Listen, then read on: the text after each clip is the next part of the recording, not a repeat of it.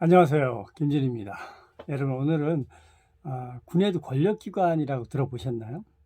옛날에는 뭐 우리가 그냥 기무사령부, 헌병 이쪽을 사실은 뭐 군에서는 어쩔 수 없이 그래도 권력기관에 속한다 이런 이야기를 해요. 그러니까 이제 초급 간부 여러분들이 군 생활하다 보면 가끔 이제 그런 곳에서 추천 제안을 받잖아요. 당신 뭐 근무 성적도 괜찮고 교육 성적도 괜찮고 성실하니까 우리 쪽에 한번 와보면 어떻겠냐 이런 제안을 받는단 말입니다. 과거 이제 그 기무사령부가 문재인 정부 들어서서 2018년 9월 1일부로 안보지원사령부가 되었잖아요. 최근에 중사인 친구가 그런 제안을 받았다고 해요. 안보지원사령부에서 자네 우리 부대 오지 않겠나 추천해 줄 테니까 이런 제안을 받았는데 어떻게 해야 될까요? 이런 질문을 했어요. 돌이켜보니까 과거에 저도 하사 때 그런 제안을 여러 번 받았어요. 예전에는 이제 그 기무사령부였잖아요. 근데 저는 이제 한 3번 정도 가서 신원조회까지 다 하고 안 갔어요. 그때 이제 뭐 초임 하사 때 뭘 알겠어요.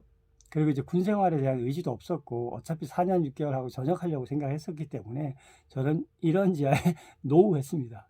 그럼에도 불구하고 이제 강경하게 와야 된다고 해서 이제 신원조회까지 마치고 최종적으로 이제 올 거냐 말 거냐 그래서 저는 못 가겠습니다. 라고 했습니다. 돌이켜 보니까 이제 군 생활하면서 어쩌면 군대 생활을 할 거라면 갔던 것도 좋았지 않았을까? 이런 생각도 살짝 해봤습니다. 자, 그러면 일반 그냥 기술병과나 뭐 이런 쪽에 있는 친구가 안보사령부에 간다라고 하면 어떤 일을 할까요? 주로 이제 보고서 쓰는 일을 되게 많이 합니다. 돌이켜보니까 이제 제가 상사 때 또는 뭐 준사관 때 보면 이제 직급으로 치면 이제 안보사령부, 과거에 이제 기무사령부에 가 있는 사람들이 선배들이죠. 이런 이야기 하더라고요. 야, 김준희. 나는 정말 힘들어 죽겠어. 그냥 원래 특기에 있을 거겠어. 선배님 왜요? 이러니까 우리 쪽 일이 말이야. 원사든 하사든 하는 일이 똑같아요. 누가 대신해 줄 수도 없고. 그래도 자네는 기술직렬이니까 이제 뭐 보통 이제 상사들 원사들 밑에 이제 하사 중사들이 쭉 있잖아요.